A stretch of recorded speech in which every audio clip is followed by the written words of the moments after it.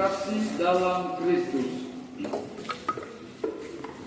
tanda apakah yang bisa kita lihat dalam diri orang-orang yang betul-betul membiarkan seluruh dirinya dikuasai oleh Roh Kudus? Tanda apa?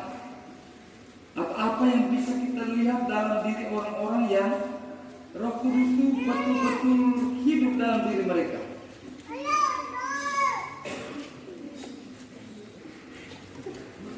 Ya, saya berikan kesempatan bagi kita semua untuk menjawab. Apa yang bisa kita lihat dalam diri orang yang hidupnya penuh dengan Roh Kudus?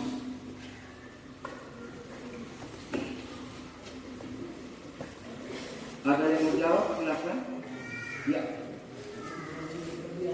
Kebahagiaan. Yang lain?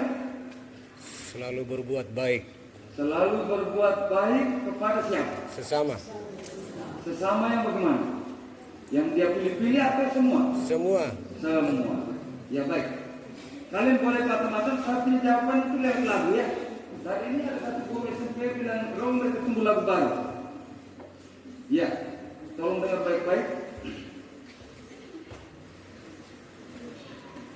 Semoga kami semua yang menerima tubuh dan darah Kristus dihimpun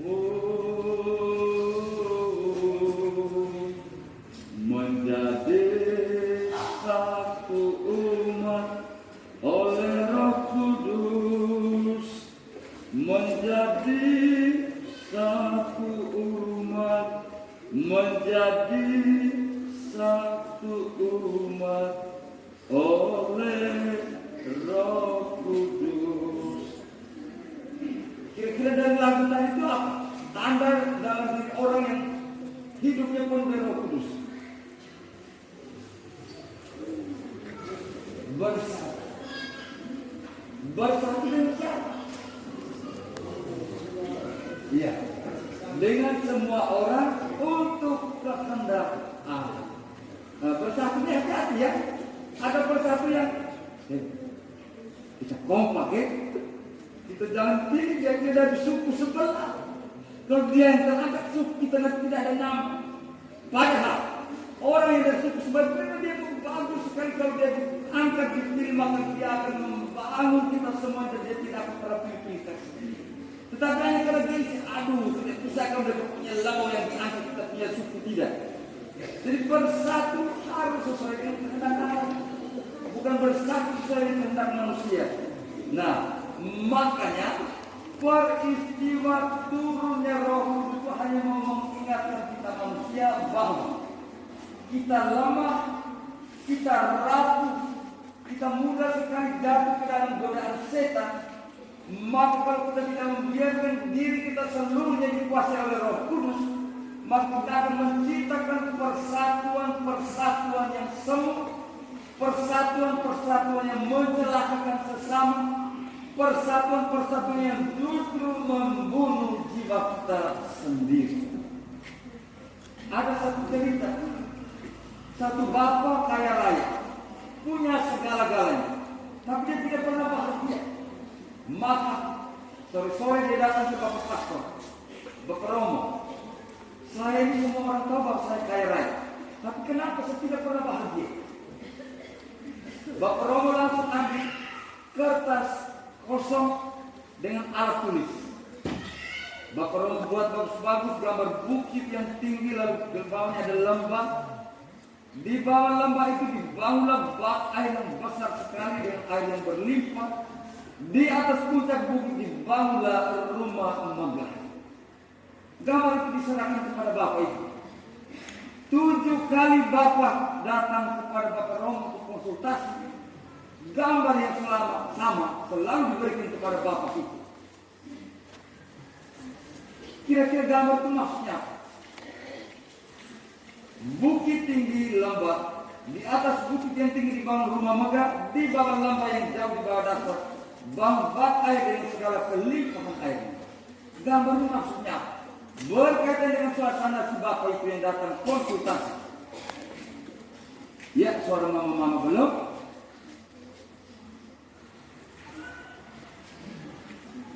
Gambar itu tidak maksudnya.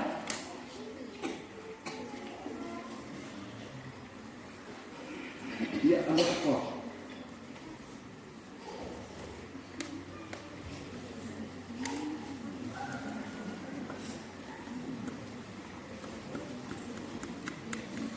Bukit tinggi sekali dan dengan lembah yang bagus. Di atas bukit tinggi dibangun rumah mewah, rumah megah. Di bawah lembah ada bak air yang cukup limpah airnya.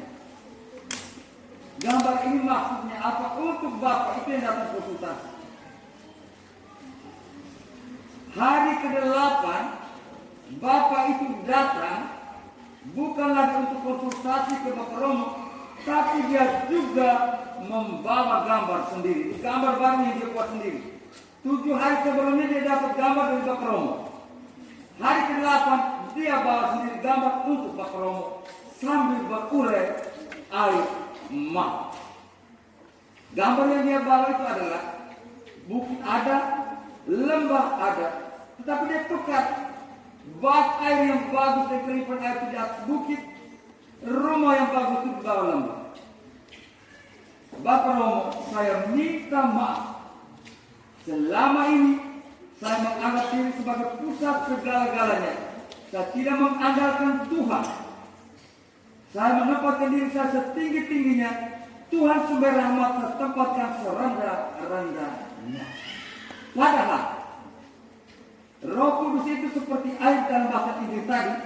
Dia mengalir dari tempat yang tinggi ke tempat yang rendah. Jadi bak air harus di bukit. Saya bangun rumah, saya butuh air, saya harus di bawah rendah. Sehingga air mengalir ke bawah lantai. Kalau saya sombong, air saya taruh di bawah lembah. Saya bikin rumah di atas bukit. Dan saya bodoh sendiri, kerja keras sendiri. Tidak akan pernah merasa bahagia. Roh Kudus turun. Kata turun itu jelas sekali ya, berarti dia turun dari tempat yang tinggi ke tempat yang rendah.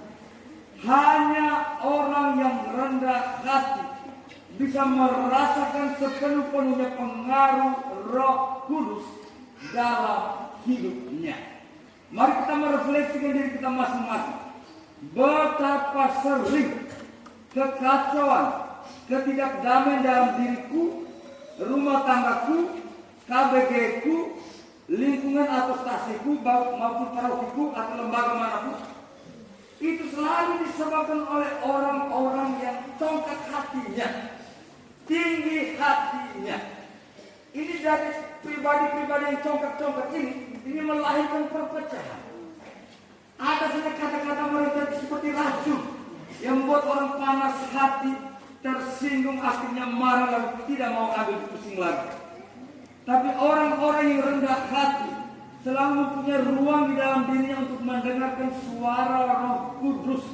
Maka ketika mereka berbicara, kalimat mereka memang keras, tegas, tetapi orang yang dengar itu merasa terima. Dan itu sungguh-sungguh membangun. Bapak Ibu saudara-saudariku yang terkasih, tidak mudah untuk menjadi pribadi yang rendah hati. Kita justru jauh lebih mudah untuk menjadi orang sombong, menganggap diri hebat, menganggap diri tahu segala-galanya, dan di saat yang sama kita merendahkan orang lain serendah-rendahnya. Kita tidak sadar bahwa Allah hadir nyata dalam diri sesama kita. Saat kita merendahkan orang lain, di saat yang sama kita merendahkan Allah. Merendahkan Allah itu sama dengan orang yang membangun rumah di bukit yang tinggi, lalu menempatkan bak air dengan segala mata airnya di dasar lembah.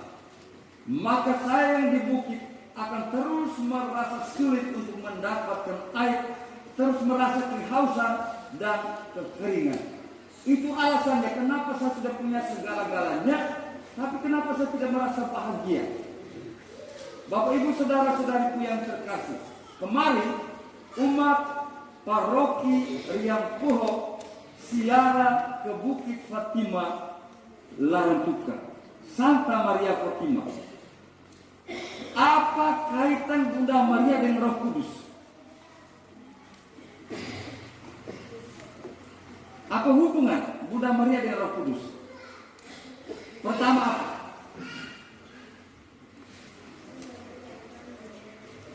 Terima kasih. Bunda Maria dikandung dari Roh Kudus. Itulah alasannya mengapa tiap kali kita doa Rosario, setelah aku percaya Bapa kami, setelah Bapa kami apa? Berapa kali? 3 kali. Itu biasanya bagaimana cara doanya 3 kali Salam Maria?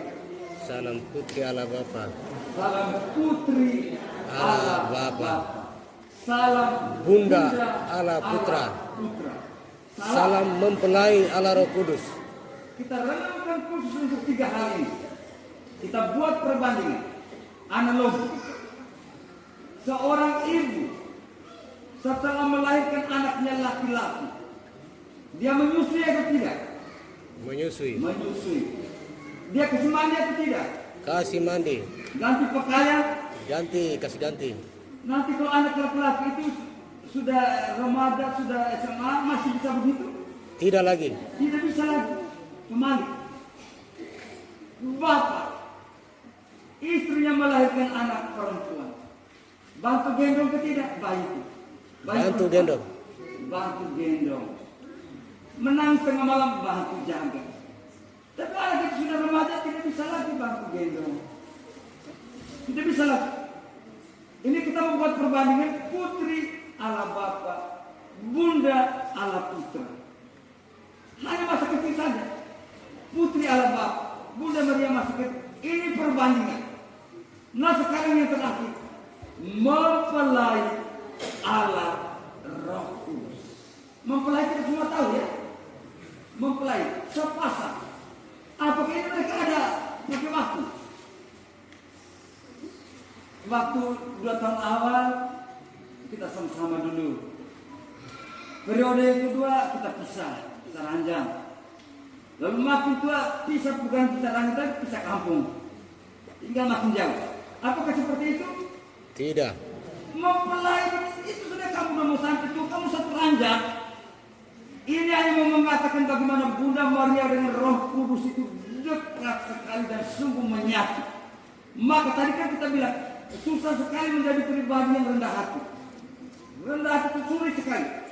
Kalau kita mau rendah hati, maka terimalah Bunda Maria di dalam hati kita, rumah kita, KBG kita, lingkungan kita. Sebagaimana Yesus berpesan di atas kayu salib. Ibu inilah anakmu, anak itulah ibumu. Sejak saat itu murid yang dikasih Yesus itu menerima Bunda Maria di dalam rumahnya. Ini rahasia. Jadi kalau kita terima Bunda Maria di dalam rumah kita, maka kita akan mudah akan mampu menjadi pribadi yang rendah hati. Karena Bunda Maria dekat sekali dengan Roh Kudus, sangat bersatu dengan Roh Kudus, tidak akan terpisahkan selama-lamanya. Maka ketika kita bersikap rendah hati, kita menerima Bunda Maria di dalam rumah kita akan sanggup menjadi pribadi yang menerima Roh Kudus dan membagi Roh Kudus kepada sesama kita. Tanda bahwa hidup kita dikuasai oleh Roh Kudus adalah kita akan membawa persatuan kepada orang-orang di sekitar kita. Saya tutup dengan cerita. Ada satu ibu pegawai di sebuah dinas. Ibu ini rajin, disiplin waktu, juga baik hati. Tapi si kepala dinas ini orangnya kasar sekali. Kalau omong tuh selalu kata-kata kasar. Satu kali, ibu ini minta izin ke kantornya untuk tidak masuk kerja hari itu. Kepala kantor jawab, ibu tidak masuk hari ini kan tetap jalan seperti biasa. Tanpa ibu kan tetap jalan. Kalimat ini sangat menyakitkan hati seorang perempuan ibu ini. Dia sakit hati bertahun-tahun. Kejadian ini terjadi, ibu ini punya anak masih kecil SD. Beberapa tahun kemudian anak-anaknya sudah besar, kepala punya anak itu sudah besar, ibu ini punya anak perempuan, jatuh cinta dengan kepala itu punya anak laki-laki. Kira-kira ibu ini punya reaksi bagaimana setelah tahu bahwa dia punya anak perempuan itu mau dan itu bos punya anak, kepala punya anak laki-laki. Bagaimana? Ya, bukan hanya dia mau, dia ancam usir anaknya keluar dari rumah kalau mau dan itu no. Anak, ingat, hari itu dia punya bapak merendahkan mama itu ngeri sekali dan mama terluka sampai saat ini. Kalau aku mau dengan dia sama dengan aku, tidak anggap saya aku terima mama. Aku harus keluar dari rumah ini kalau aku jadi dengan dia. Ini anaknya sudah kuliah mau habis. Kuliah habis, dapat kerja, tetap mama tidak dukung. Anak ini mulai jatuh sakit, badan tiap hari makin turun. Mama akhirnya dilema, ini kalau saya tetap keras hati, anak ini bisa mati di tangan saya. Maka dia berjuang sedemikian rupa untuk bisa mengampuni itu. Tidak ingat dengan masa lalu yang menyakitkan. Dia ikhlaskan anaknya itu jadi dengan Nong itu. Dan jadi akhirnya. Mereka keluarganya akhirnya berdamai. Pekerjaan siapakah sampai ini akhirnya berdamai? Roh Ya. Kudus. Ini jelas sekali ya. Roh Kudus senantiasa bekerja bukan hanya saat zaman para rasul, tapi sampai segala zaman, sampai selama-lamanya. Roh Kudus tidak pernah istirahat.